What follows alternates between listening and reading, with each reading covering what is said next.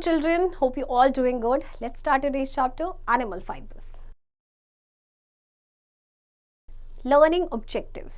Wool, steps in the processing of wool, health hazards in wool industry, silk, life cycle of a silk moth, sericulture, occupational hazards in the silk industry. Our ancestors covered their bodies with leaves or skins of animals. Gradually, they learned to weave clothes using fibers obtained from plants and animals. We wear different types of clothes in different seasons. Clothes are made using different type of fabrics. Fibers are the raw materials used to make fabrics. Fibers have been classified into natural and man-made or synthetic fibers. Fibers obtained from plants and animals are called natural fibers. In the previous class, we have learned about plant fibers such as jute and cotton. In this chapter, we will learn about animal fibers. Wool and silk are examples of animal fibers. हमारे जो ancestors थे वो अपनी body को cover करते थे leave से या एनिमल के स्किन से. फिर धीरे धीरे उन्होंने सीखा किस तरह से क्लोथ को वीव किया जाता है यूजिंग फाइबर्स जो प्लांट या एनिमल से मिलते हैं. ओके, फाइबर्स आपको पता है नेचुरल और मैनमेड होते हैं या उन्हें सिंथेटिक भी कहते हैं. तो प्रीवियस क्लास में हमने पढ़ा था प्लांट फाइबर यानी जूट एंड कॉटन के बारे में, एंड इस क्लास में और इस चैप्टर में हम पढ़ेंगे एनिमल फाइबर के बारे में यानी wool and silk. Wool is a fiber obtained from the fleece or hair of animals like sheep, goats, yaks and camels. These animals have a thick coat of hair on their body to protect them from the cold climate. Body hair helps to control body temperature. Hair trap air above the skin, which helps to insulate the skin against heat loss. This hair is used to make wool and woolen clothes. Since wool is obtained from hair, it is made of protein. Wool देखिए आपको animal के hair से मिलता है, जिसे fleece भी कहा जाता है. ओके, तो ये जो एनिमल्स होते हैं जिनकी बॉडी से हमें फ्लीस मिलता है, इनके थिक कोट ऑफ हेयर होते हैं उनकी बॉडी में जो उनको कोल्ड क्लाइमेट में प्रोटेक्ट करते रहते हैं. ओके, तो बॉडी हेयर जो है वो बॉडी टेम्परेचर को कंट्रोल रखते हैं. हेयर जो है वो एयर को ट्रैप करते हैं स्किन के ऊपर, जिससे कि इनको इंसुलेट करने में हेल्प मिलती है. और ये जो हेयर होते हैं इससे बनाए जाते हैं वूल या वुलन क्लोथ्स. अब क्योंकि जो वूल है वो आपके हेयर से मिलते हैं, इसीलिए इस आपके प्रोटीन से बने होते हैं. Activity 1. Take some sheep wool and burn it over a candle flame. You will observe that it burns with a characteristic smell similar to burning of hair or feather. This activity shows that sheep wool is made of proteins. sheep wool आप लेंगे और उसको candle flame के ऊपर जलाएंगे तो आपको उसकी जो स्मेल होगी ना, ऐसा लगेगा जैसे कि हेयर जलने की जैसे स्मेल होती है या फेदर जलने की जो स्मेल होती है उसके सिमिलर है. तो इस एक्टिविटी से पता चलता है कि जो sheep wool है वो आपके प्रोटीन से बने हैं. Properties of wool and wool fiber. Wool is a natural biodegradable fabric that is soft to touch. The fibers of wool are soft, strong, thick and wrinkle resistant. They trap air within the gaps which help in keeping the body warm as air does not conduct heat well. Wool easily absorbs water and moisture. Wool is a fire resistant material. Wool being a natural fiber, it does not melt or stick to the skin when it burns. It leaves an ash. It also stops burning once the source of the fire is taken away. When wool is burnt, it smells like burning hair. देखिए wool आपका एक natural biodegradable fabric है which is soft to touch. इसके अलावा ये thick और wrinkle resistant होता है, ये एयर को ट्रैप कर देता है अपने गैप्स के बीच में जिसकी वजह से बॉडी वार्म रहती है. वूल वाटर एंड मॉइस्चर को ईजिली एब्जॉर्ब भी कर देता है. एक फायर रेजिस्टेंट मटीरियल है आपका. ओके, और क्योंकि ये नेचुरल फाइबर है तो ये मेल्ट भी नहीं होता अगर जब जलता है तो, और फिर ये किसी की बॉडी से स्टिक भी नहीं होगा. Animals that yield wool.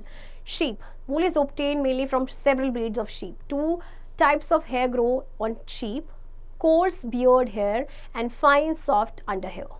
The soft underhair is used to make wool. The fleece of sheep is spun to make woolen yarn. The yarn is then woven to make woolen clothes.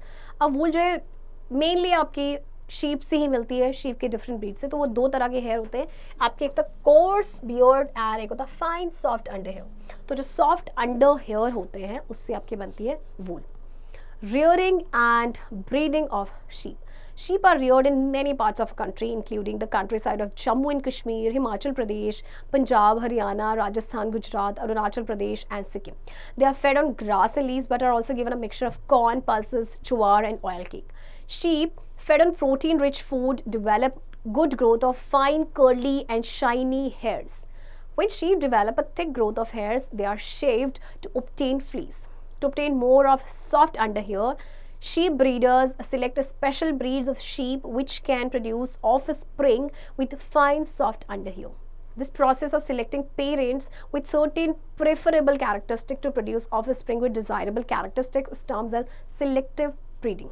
Okay, देखिए sheep country के, India के बहुत सारे parts में पाले जाते हैं. इनको ग्रास और लीव्स के अलावा इनको मिक्सचर दिया जाता है corn, pulses, jowar and oil cake का. ओके, अब देखिए क्या होता है कि शीप को प्रोटीन रिच फूड दिया जाता है जिससे कि इनके शाइनी एंड कर्ली फाइन, इनकी ग्रोथ अच्छी उनके हेयर की. अगर mode of soft under hair जिससे कि आपका वूल बनता है, उसको ऑब्टेन करने के लिए जो शीप ब्रीडर्स होते हैं ना, वो स्पेशल ब्रीड शीप की जो है वो सिलेक्ट करते हैं जो कि अपने ऑफ स्प्रिंग को प्रोड्यूस कर सके, यानी बेबीज़ को प्रोड्यूस कर सके जिनके फाइन सॉफ्ट अंडर हेयर हो. तो ये जो प्रोसेस होता है इसमें पेरेंट्स को जो सिलेक्ट किया जाता है कुछ सर्टेन कैरेक्टरिस्टिक के साथ जिससे कि जो ऑफ स्प्रिंग प्रोड्यूस होंगे डिजायरेबल कैरेक्टरिस्टिक के साथ, उसे बोलते हैं selective breeding. Some Indian breeds of sheep which provide wool are mention in table 1. अच्छा देखिए, इस टेबल में आपको शीप की ब्रीड दी है, ओके, क्वालिटी ऑफ वूल और कौन कौन से स्टेट में ये पाए जाते हैं. In addition, we also get wool from the following animals. Yak.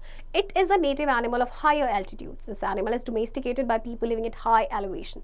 Products made from yak wool are quite common in Tibet and Ladakh. याक के जो हेयर है उनसे भी वूल मिलता है और ये जनरली हायर एल्टीट्यूड, ऊंची जगहों पे पाए जाते हैं. और प्रोडक्ट्स जो याक वूल से बनते हैं ये कॉमन है आपके तिब्बत एंड लद्दाख में, क्योंकि दोनों ही हाई एल्टीट्यूड में. Angora goat.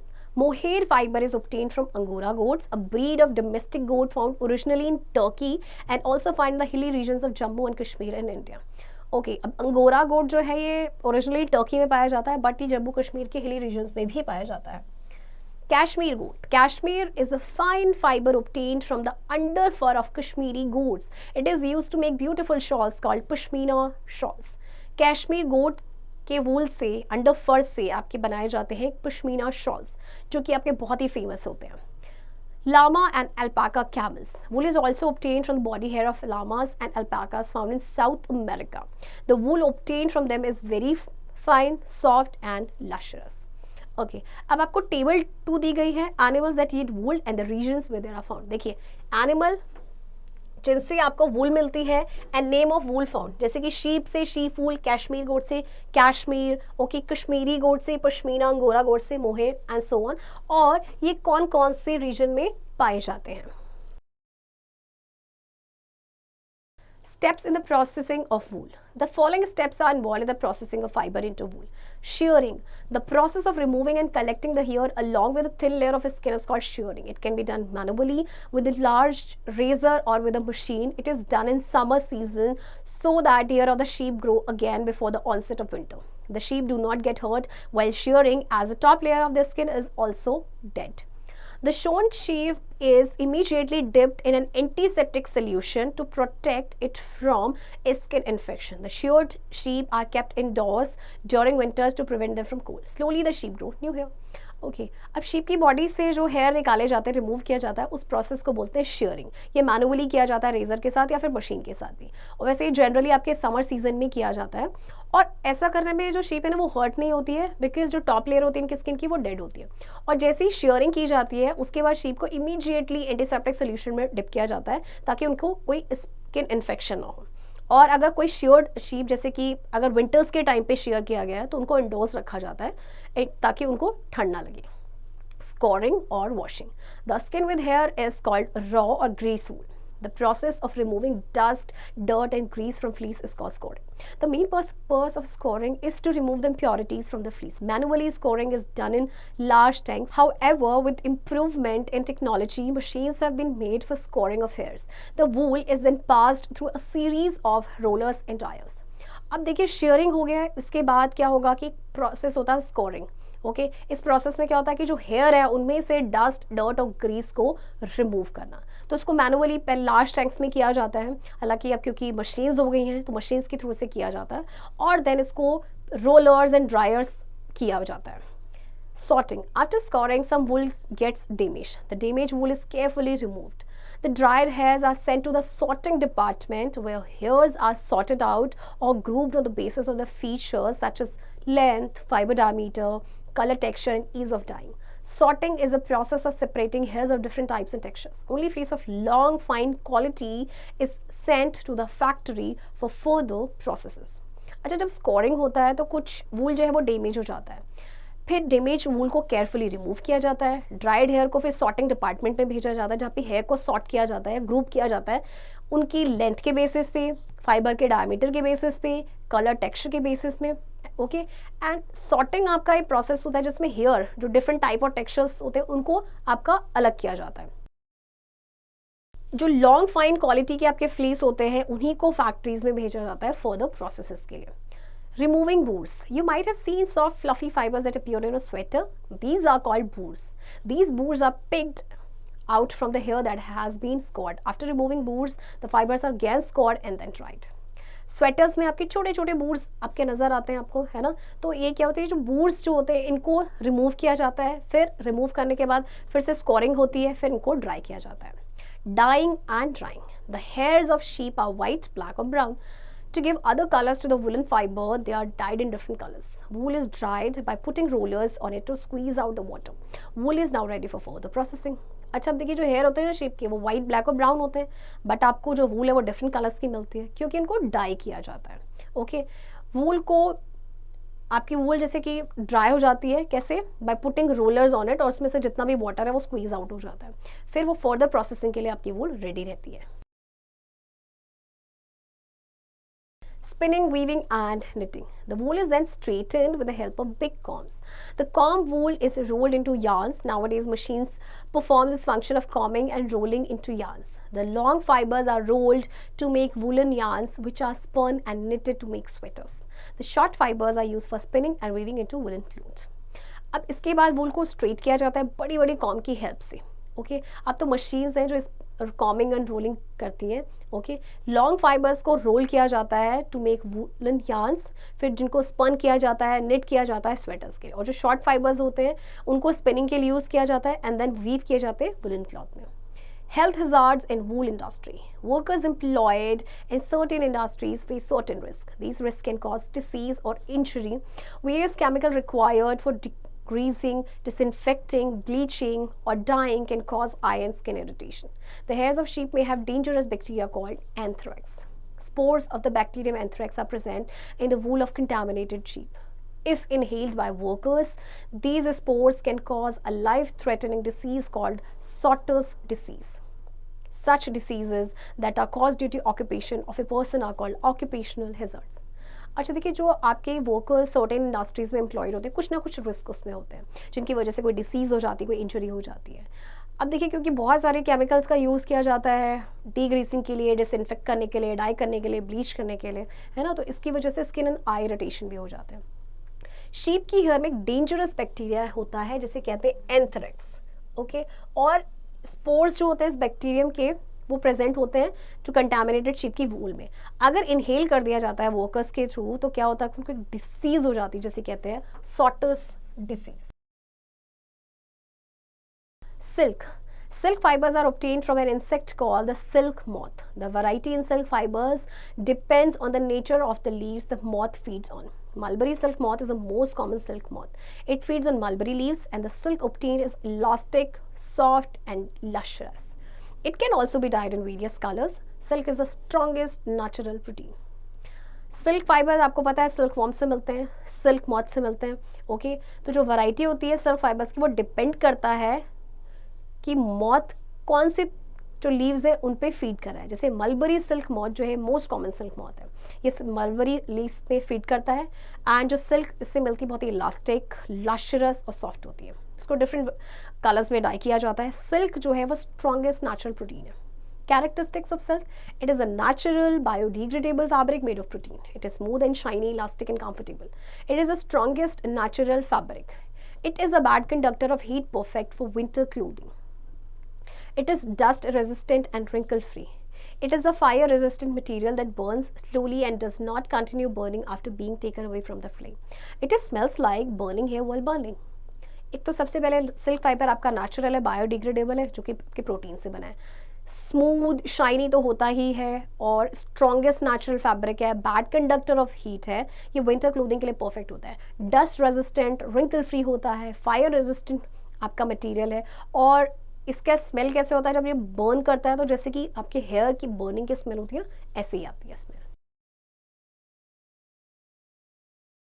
Types of silk. India is the second largest producer of silk after China.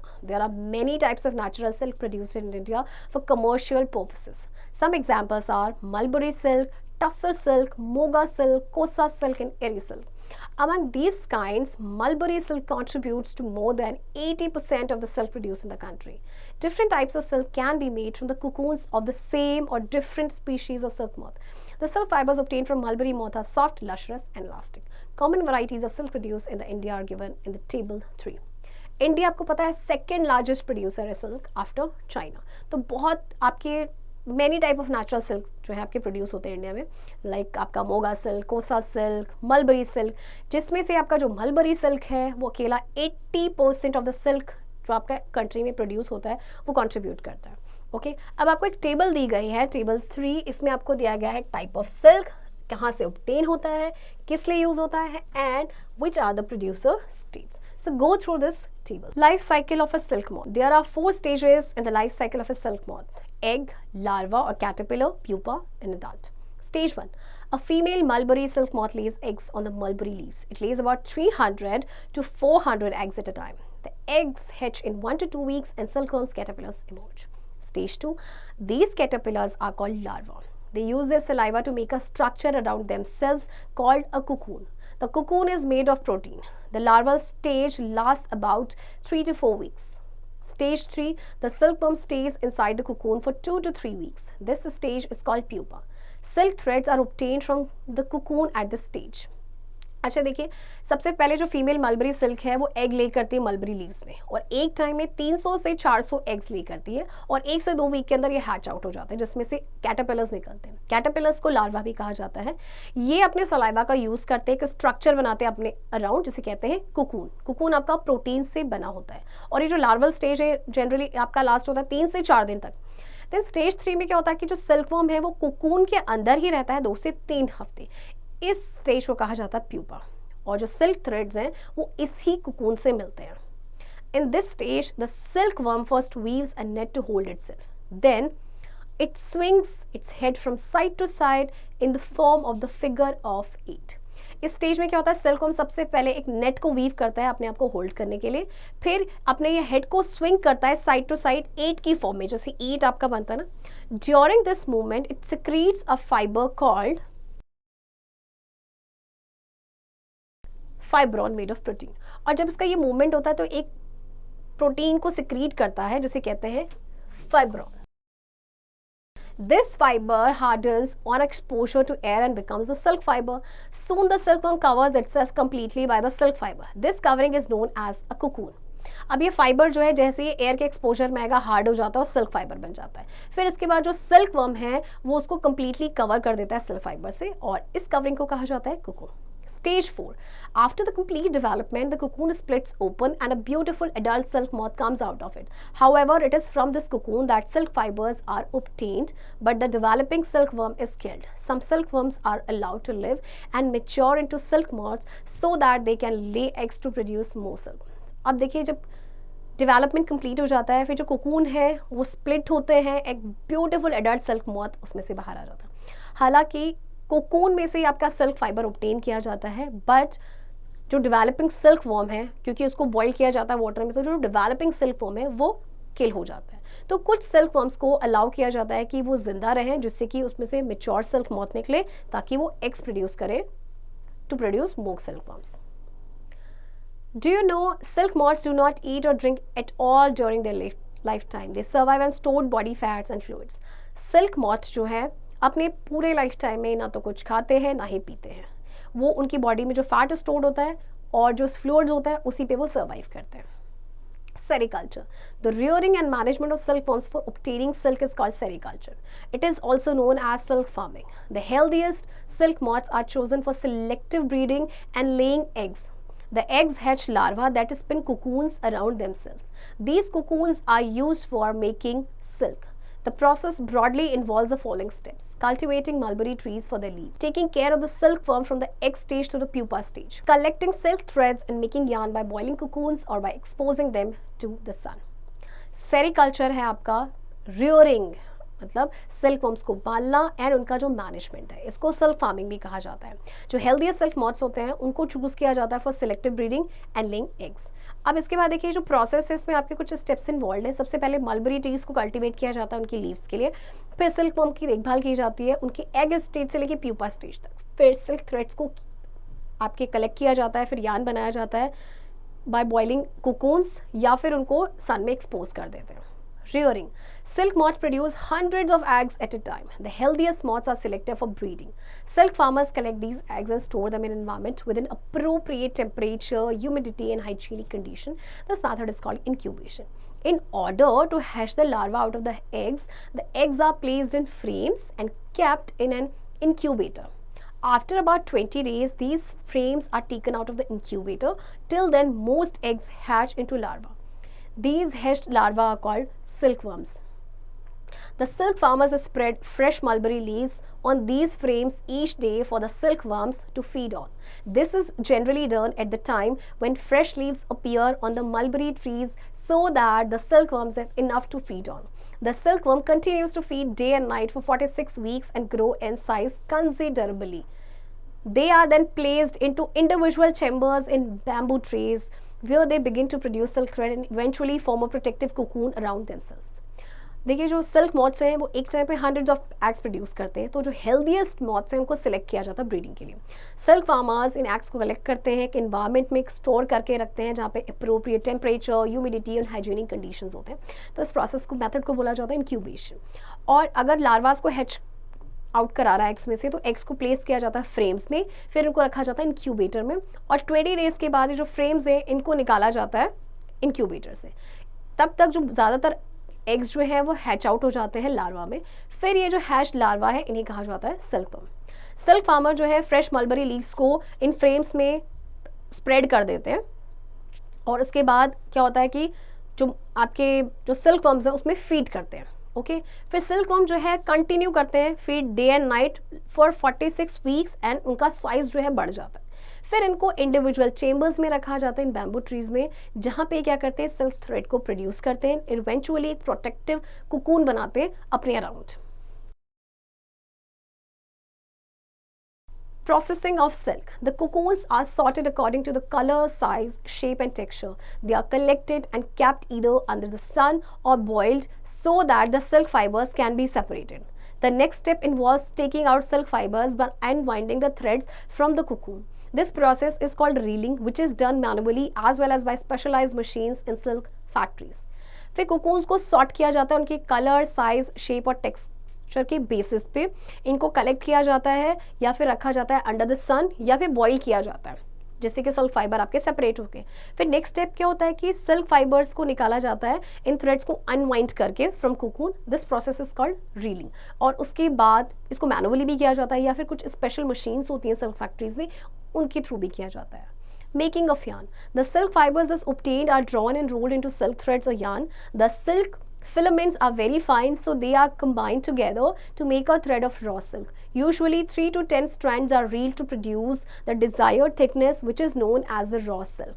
फिर जो सिल्क फाइबर आपके ऑब्टेन होते हैं इनको ड्रॉ किया जाता है, रोल किया जाता है सिल्क थ्रेड्स या यार्न में. फिर जो सिल्क फिलामेंट्स होते हैं आपकी काफ़ी फाइन होते हैं, सो इनको कंबाइन किया जाता है एक थ्रेड बनाने के लिए रॉ सिल्क का. पर यूजुअली 3 से 10 स्ट्रैंड्स को रील किया जाता है जिससे कि आपका जो डिजायर्ड थिकनेस का आपको थ्रेड मिल सके, जिसे कहा जाता है raw silk. Baling. The reeled silk is packed in small bundles called books. These books are put into bales. The raw silk is transported to the silk mills for making silk fabric. The weavers also use the silk yarn to weave silk wool.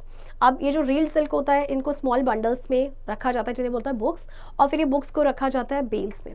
फिर raw silk जो है वो transport होता है silk mills में silk fabric बनाने के लिए. ओके एंड जो वीवर्स होते हैं सिल्क यार्न को यूज करते हैं सिल्क क्लॉथ वीव करने के लिए. Occupational hazards in the silk industry. Handling dead worms or cocoons with bare hands can lead to infections and illness. Workers need to dip their bare hands into hot water to check whether the cocoons have softened enough for threads to come out. This may cause burns and infection. Inhaling the vapors from boiling cocoons or the small fibers released in the air while making silk yarn can cause respiratory disease like asthma or bronchitis. Workers operating heavy machines risk getting injured. अब देखिए silk industry से भी कुछ health hazards आपके related है. सबसे पहले dead worms या कुकून्स को हैंडल किया जाता है बेयर हैंड से, जिसकी वजह से इन्फेक्शन हो सकते हैं. वर्कर्स अपने बेयर हैंड को हॉट वाटर में डिप करते हैं ये चेक करने के लिए कि कुकून सॉफ्ट हुआ है या नहीं. इसकी वजह से बर्न एंड इन्फेक्शन हो सकता है. जो वेपर्स आपके बॉइलिंग कुकून में से आ रहे हैं, छोटे छोटे जो फाइबर्स होते हैं जो एयर में रिलीज होते हैं, उनको इनहेल करने से रेस्पिरेटरी डिसीज होने के चांसेस रहते हैं. एंड क्योंकि यहाँ पे हैवी मशीन्स को ऑपरेट भी करना पड़ता है इंडस्ट्रीज में, तो कोई भी इंजोर हो सकता है. Activity 2, to test the purity of silk and wool. Take a piece of wool and piece of silk, burn both yarns separately and observe you will find. अब आपको प्योरिटी चेक करनी है सिल्क एंड वूल की. आपको एक piece लेना है वूल का, एक लेना है सिल्क का. दोनों yarns को सेपरेटली बर्न करना है, देन ऑब्जर्व करना है. That wool yarn produces a sizzling noise that smells like that of burning hair. The yarn curls away from the flame. Silk yarn burns slowly and melts. It gets burned completely, leaving no residue. The two yarns burn differently. This test can be done to differentiate between wool and silk and their purity. जो वूल yarn होता है वो एक sizzling noise produce करता है और जैसे burning hair की स्मेल आती है ऐसे ही आती है. फिर यार्न जो है वो कर्ल अवे हो जाता है फ्लेम से. सिल्क यार्न जो है वो स्लोली बर्न करता है और मेल्ट होता है. ये कंप्लीटली बर्न होता है जिसमें कोई भी रेसिड्यू नहीं बचता. तो जो दो यार्न है दोनों डिफरेंटली ही बर्न करते हैं. Learning outcomes. Wool and silk are natural fibers obtained from animals. Wool is obtained from sheep, goat, rabbit, yak, camel, llama and alpaca. The steps involved in obtaining wool are rearing, breeding, shearing, scoring, sorting, removing boards, dyeing, drying, spinning, weaving, knitting. Silk is obtained from the cocoons of silkworm. Silk fibers are strong, shiny, lustrous and soft. Mulberry, tussar, moga and eri are some varieties of silk.